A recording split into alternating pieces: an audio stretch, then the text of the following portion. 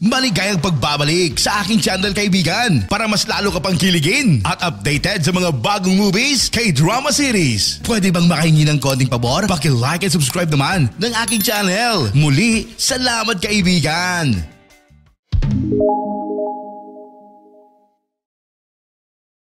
Nagsimula ang palabas kay Johnny. Siya ang CEO ng isang kumpanya ng mga produktong pang-sport sa Italyano. Bukod sa mayaman, si Johnny ay isang playboy. Niligawan niya ang bawat babae na gusto niya at walang babae ang maaaring tumanggi sa isang mayaman at masungit na si Johnny. Ang kanyang mga mapang-akit na salita ay maaaring makuha ang puso ng bawat babae. Tinawag siyang Johnny the Girl's Magnet ng kanyang mga kaibigan. Noong araw na iyon, nang si Johnny ay nanananghalian kasama ang kanyang kaibigan na si Dario. Sinabihan siya ni Dario na mag-asawa na dahil magiging 50 na siya sa loob lamang ng ilang buwan, ngunit sa halip na seryosohin ito, walang pakialam niyang ipinagkibit-balikat ito. Sa kalagitnaan ng pag-uusap, tumawag ang kapatid ni Johnny at sinabing kamamatay lang ng kanilang ina.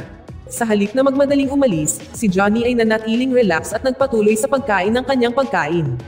Hanggang 2 oras pagkatapos ay pumunta siya sa libing. Sa libing, ibinigay ng kapatid ni Johnny sa kanya ang susi ng apartment ng kanilang ina at sinabi sa kanya na gusto ng kanilang ina na linisin ni Johnny ang kanyang mga gamit pagkatapos niyang mamatay.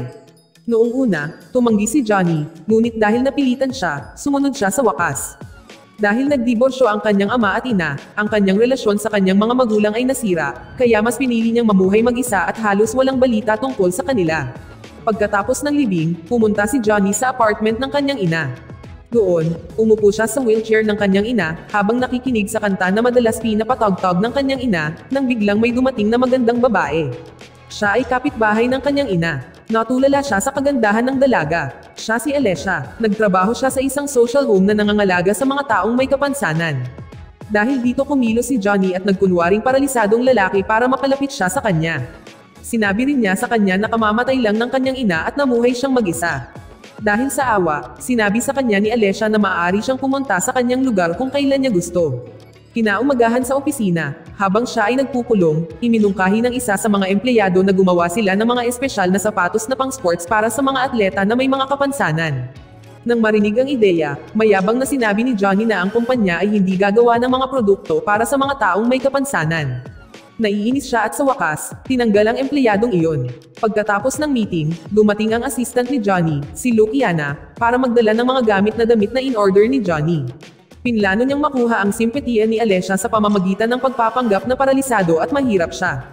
Kinabukasan, bumalik si Johnny sa apartment ng kanyang nanay at inanyayahan si Alessia na magkape. Ngunit nang gusto niyang magtimpla ng kape, hindi niya mahanap ang asukal.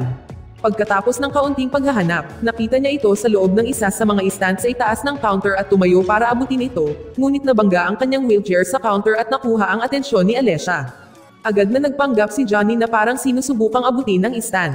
Buti na lang at hindi naghinala si Alessia. Pagkatapos ay tinulungan niya itong makabalik sa kanya. Noong nag-uusap sila, sinabi ni Johnny kay Alessia ang tungkol sa kanyang malungkot na buhay, ngunit nang marinig niya ito, sa halip na maawa, normal lang ang kanyang tugon. Dahil alam niyang nabigo ang kanyang pagtatangka na makuha ang kanyang simpatiya. Bago siya umalis, inamin ni Johnny na hindi talaga siya mahirap. Sinabi niya na siya ang CEO ng isang sikat na kumpanya ng sports at may malaking bilya sa gitna ng lungsod. Sa kabutihang palad, gumana ang kanyang taktika. Tila interesado si Alessia at inimbitahan pa niya si Johnny na sabay naman ang halian sa bahay ng kanyang lola sa linggo. Sa sumunod na linggo, pumunta si Johnny sa bahay ng lola ni Alessia. Para hindi siya mahuli, pumarada siya sa di kalayuan at ginamit ang wheelchair para makarating sa bahay. Pagdating niya, tinanggap siya ni Alessia at ipinakilala siya sa kanyang pamilya. Hindi nagtagal, dumating ang nakababatang kapatid na babae ni Alessia, na ang pangalan ay Chiara. Nang makita ang magandang mukha ni Chiara, namangha si Johnny. Ngunit nang malaman niyang may kapansanan ito, agad na nawala ang ngiti nito. Lumalabas na ang dahilan kung bakit inimbitahan ni Alessia si Johnny ay para makipagkita sa kanyang kapatid. Pagkatapos ng lunch, nagkwentuhan sina Johnny at Chiara sa labas. Dahil ayaw ni Johnny sa mga taong may kapansanan, sa simula, nakinig lang siya sa kwento habang sinasagot ng maikli ang mga tanong. Mula sa pag-uusap, nalaman niyang si Chiara ay isang atleta ng tennis at violinist na may kapansanan. Kinabukasan, habang nakikipag-hangout kasama ang kanyang mga kaibigan, nagkwento si Johnny tungkol sa 2 magagandang babae na kapitbahay sa apartment ng kanyang ina, ngunit ang kanyang mga kaibigan ay tila mas interesado kay Chiara kaysa kay Alessia. Dahil hindi pa sila nakipag-ugnayan sa isang natatanging babae na tulad niya. Hinamon nila si Johnny na makuha ang puso ni Chiara at nang marinig niya iyon, tinanggap niya ang kanilang hamon. Sa kabilang banda, nang pumunta si Alessia sa apartment ng ina ni Johnny para ibalik ang kapote na naiwan niya kahapon, nakilala niya ang kapatid ni Johnny. Nagkaroon sila ng kaunting pag-uusap. Sinabi ni Alessia na siya ay namangha na kahit na paralisado si Johnny. Nagawa niyang manatiling masigasig na mamuhay ng mag-isa. Nang malaman ng kapatid ni Johnny na nagpapanggap ang kanyang kapatid na paralisado, alam niyang may gusto ang kanyang kapatid. Kinabukasan, tinawagan ni Johnny si Chiara at hiniling siyang lumabas. Sigurado siyang naakit siya sa kagwapuhan nito. Noong araw na iyon sa opisina, sinabi sa kanya ni Luciana ang tungkol sa isang babaeng nagngangalang Chiara na gustong makipagkita sa kanya. Nataranta si Johnny at nagmamadaling umupo sa mesa. Sinabi ni Chiara na alam niya ang opisina ni Johnny mula kay Alessia. Nang umalis si Luciana, humingi ng paumanhin si Chiara dahil hindi siya makakapag-date dahil may laban sa tennis sa araw na iyon, at para makuha ang puso ni Chiara, nag-alok si Johnny na gawing sponsor ang kanyang kumpanya sa kompetisyon ng tennis. Nangako rin siyang pupunta sa laban para suportahan siya. Mukhang masaya si Chiara sa narinig. Noong Sabado, gaya ng ipinangako, dumating si Johnny sa laban. Noong nasaksihan niya ang kakayahan ni Chiara sa tennis, nabighani siya kaya hindi niya namalayan na na-inlove na talaga siya sa kanya. Pagkatapos ng laban, hiniling ni Johnny kay Chiara na sabay na maghapunan, ngunit tumanggi si Chiara. Sa halip, inanyayahan niya si Johnny na kumain kasama ang iba pa niyang mga kaibigang may kapansanan. Sa restaurant, si Johnny, na curious, ay nagtanong ng maraming bagay tungkol sa kanilang buhay, at dahil sa pag-uusap na iyon, patuloy niya itong iniisip. Natatakot siya na siya rin ay maging paralisado. Kinabukasan, pumunta si Luciana sa bahay ni Chiara dahil sinabihan siya ni Johnny na bigyan ng bulaklak si Chiara. Sa kanilang pag-uusap, namangha si Luciana kay Chiara. Talagang hindi niya makayanan kung ang kanyang amo ay nakikipaglaro sa mga babae na kasing bait ni Chiara. Kaya, sa pagbalik sa opisina, sinubukan ni Luciana na payuhan tungkol kay Chiara, ngunit sinabihan siya ni Johnny na huwag makialam. Pagkalipas ng ilang araw, sa araw ng pagtanghal ng violin ni Chiara, sa labas ng gusali, nagrenta si Johnny ng electric wheelchair mula sa isang lalaking walang tirahan, at pagkatapos noon, pumasok sa venue. Sa wakas ay nagsimula na ang pagtatanghal. Sa simula pa lang, nabighani na si Johnny kay Chiara. Hindi niya namalayan na naka-standing ovation siya. Nang sa wakas ay nagkita sila pagkatapos ng kaganapan. Hiniling ni Johnny kay Chiara na pumunta sa isang romantikong hapunan sa isang marangyang restaurant. Paulit-ulit niyang pinuri ang performance ni Chiara hanggang sa aksidente niyang napindot ang isang button sa wheelchair at natama ng mesa sa tabi nila. Hindi napigilan ni Chiara ang tumawa. Habang abala sila sa kanilang pag-uusap, biglang narinig ni Johnny ang paboritong kanta ng kanyang yumaong ina. Pagkatapos ay nagsimula siyang magkwento tungkol sa kanyang buhay kay Chiara sa kabila ng hindi niya gustong magbukas sa ibang tao. Pagkatapos kumain, hinatid ni Johnny si Chiara sa bahay. Sa kalsada, hinubad ni Chiara ang kanyang sapatos at sinabi na kapag hindi niya ito isinuot, malaya siya. Pagdating sa hotel, sa harap ng kwarto, bago maghiwalay ng landas, inilapit ni Johnny ang kanyang wheelchair pagkatapos ay naghalikan silang dalawa. Kinabukasan, habang tumatakbo sa umaga, sa kabila ng pag-ibig kay Chiara, sinubukan pa rin ni Johnny na manligaw sa ibang mga babae. Sa hapon sa restaurant, sinabi ni Johnny kay Dario na plano niyang isama si Chiara sa isang romantikong hapunan sa kanyang mansyon bukas. Sigurado siyang sa lalong madaling panahon, mapapanalo niya ang kanilang pastahan, ngunit bilang kaibigan, sinabihan siya ni Dario na umatras. Mula sa mga kwentong narinig niya mula sa kanya sa ngayon, natitiyak niya na si Chiara ay isang mabuting babae at hindi karapat-dapat paglaruan. Ngunit muli ay nanatiling walang pakialam si Johnny. Kinabukasan sa mansyon, natulala si Johnny sa mga tingin ni Chiara ng gabing iyon. Pagkatapos ay dinala niya siya, ngunit dahil hindi siya sanay gumamit ng wheelchair, paulit-ulit siyang nabangga. Sa hapunan, nagsimulang magkwento si Chiara tungkol sa kanyang nakaraan. Ang dahilan kung bakit siya naparalisa ay dahil sa isang aksidente sa sasakyan. Pagkatapos ay tinanong niya kung ano ang dahilan ng pagkaparalisado ni Johnny. Si Johnny na hindi pa handang sumagot ay nagsabi na siya ay naparalisa matapos mahulog mula sa kanyang pony.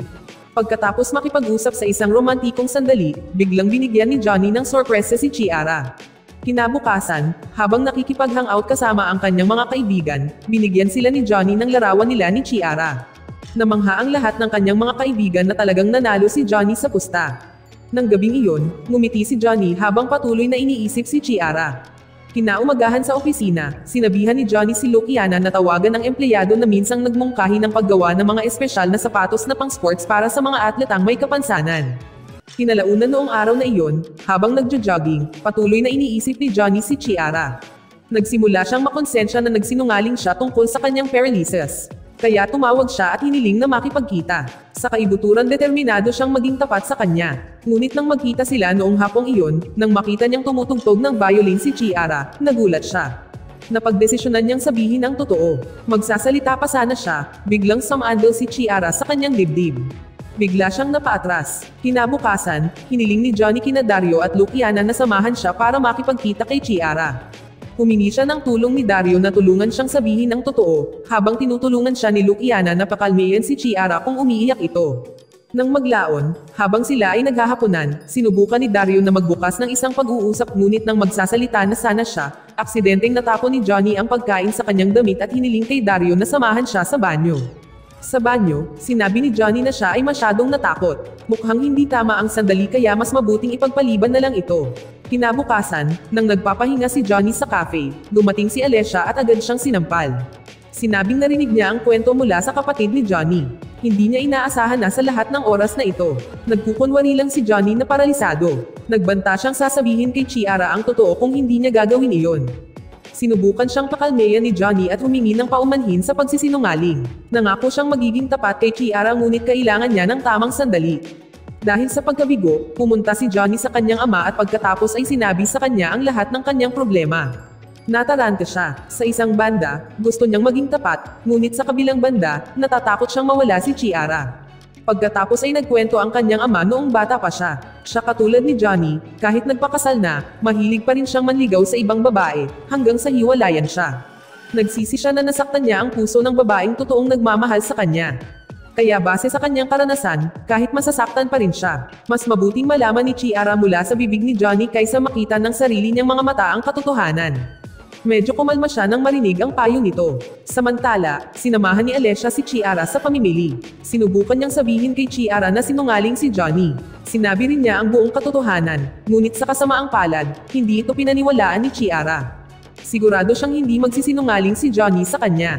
Kinabukasan, naglibot sina Johnny, Chiara, Luciana, at Dario sa isang makasaysayang simbahan.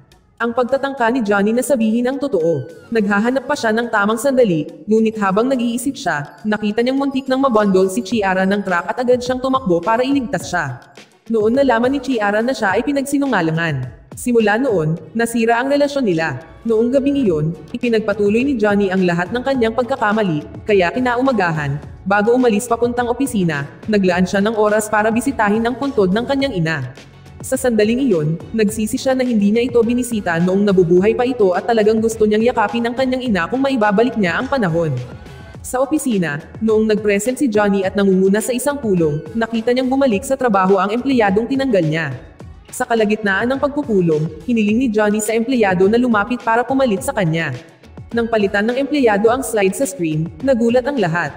Ito pala ay nagpaplano si Johnny na gumawa ng mga sapatos para sa mga atletang may kapansanan. Pagkatapos noon ay agad siyang umalis doon. Sa bahay ng lola ni Chiara, humingi ng tawad si Johnny at sinubukang ipaliwanag ang sitwasyon. Talagang nagsinungaling siya tungkol sa kanyang paralysis, ngunit taos-puso ang kanyang damdamin para kay Chiara. Talagang mahal niya ito at gusto niyang ayusin ang kanyang mga pagkakamali. Naantig sa kanya ang sinseridad ni Johnny. Pagkatapos ay sinabi niya sa kanya na kakaalis lang ni Chiara sakay ng bus para pumunta sa laban sa tennis. Nagmamadali si Johnny para maabutan siya, at pagkatapos maabutan at ihinto ang bus, dumiretso si Johnny kay Chiara. Sa kasamaang palad, nasaktan pa rin ang puso niya at ayaw niyang makita siya. Lumipas ang mga araw, isang umaga habang nagjo-jogging, inilabas ni Johnny ang lahat ng kanyang nararamdaman sa pamamagitan ng pag-sprint ng mas mabilis hanggang sa mawalan siya ng hininga at halos himatayin. Nang sinusubukan niyang huminga, biglang sumulpat si Chiara sa kanyang harapan. Habang nakangiti, inabot niya ang kanyang kamay at nag-alok na tulungan siya. Pagkatapos ay hiniling niya kay Johnny na umupo sa kanyang kanlungan at sabay na umalis doon. Pagkalipas ng ilang araw, nakita si Johnny na nagdiriwang ng kanyang ika-50 kaarawan kasama ang mga kaibigan at pamilya ni Chiara. Noong sumasayaw ang lahat, binuhat ni Johnny si Chiara at sumama rin sa pagsasayaw. Dito nagtatapos ang pelikula.